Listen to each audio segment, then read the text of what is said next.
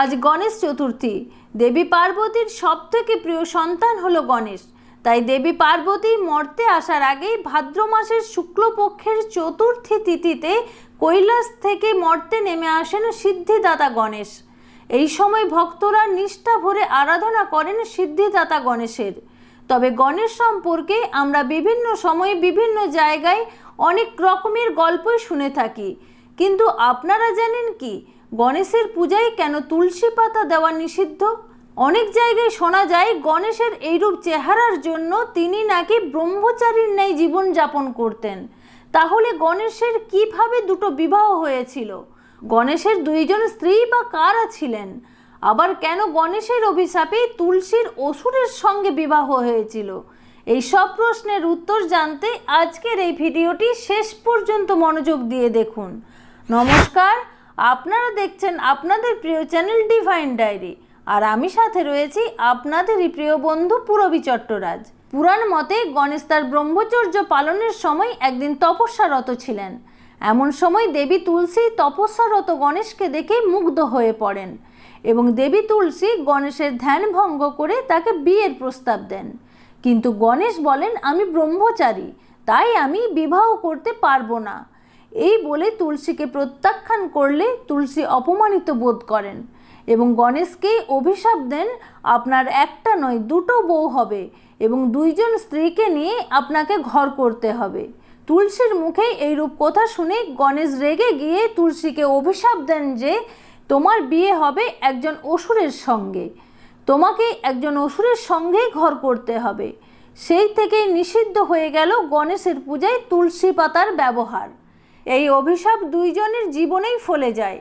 দেবী তুলসীর বিবাহ হয় শঙ্খচূড় নামক অসুরের সঙ্গে, অপরদিকে গণেশের বিবাহ হয় দুইজনের সাথে, আর তারা হলেন ঋদ্ধি ও সিদ্ধি। এখন প্রশ্ন হলো, কিভাবে দুইজন স্ত্রী হলো ব্রহ্মচারী গণেশের? ভগবান গণেশের বিবাহ নিয়ে বিভিন্ন মত রয়েছে। এর মধ্যে একটি পৌরাণিক মত অনুসারে গণেশ নিজে ব্রহ্মচারী হয়ে থাকতে চেয়েছিলেন, কারণ তিনি মনে করতেন তার এইরূপ চেহারার জন্য তাকে কেউ বিবাহ করতে রাজি হবেন না। অন্যদিকে তিনি নিজে বিবাহ করবেন না বলে অন্য দেবতাদের বিবাহতে বাধার সৃষ্টি করছিলেন। এর ফলে দেবতারা বিবাহ করতে ভয় পেতেন। একদিন সব দেবতারা মিলে যান ব্রহ্মার কাছে এর সমাধান করতে। দেবতাদের মুখেই সব কথা শুনে ব্রহ্মা যোগ বলে দুই কন্যার সৃষ্টি করলেন। এরা হলেন ঋদ্ধি ও সিদ্ধি। তারপর ব্রহ্মা তার এই দুই মানস কন্যাকে নিয়ে যান গণেশের কাছে এবং এদের তিনি শিক্ষা দিতে বলেন। এরপর দেবতাদের বিয়ে হলে গণেশ ঋদ্ধি সিদ্ধিকে শিক্ষা দিতে ব্যস্ত থাকায় দেবতাদের বিয়ে পণ্ড করতে ব্যর্থ হতো। একদিন গণেশ জানতে পারল সব দেবতাদের বিবাহ কোনো বিঘ্ন ছাড়াই সম্পন্ন হয়েছে। তিনি রেগে গেলেন ঋদ্ধি ও সিদ্ধির উপর।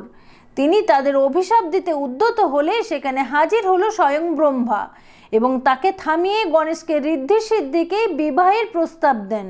গণেশ ব্রহ্মার কথা মেনে নিলেন এবং মহা ধুমধাম করে গণেশের ঋদ্ধি সিদ্ধির সঙ্গে বিবাহ সুসম্পন্ন হয়। এরপর পরবর্তীতে তাদের দুই পুত্রের জন্ম হয়। তারা হলেন শুভ ও লাভ। আজকের এই কাহিনী আপনাদের কেমন লাগলো কমেন্ট বক্সে লিখে জানাতে ভুলবেন না।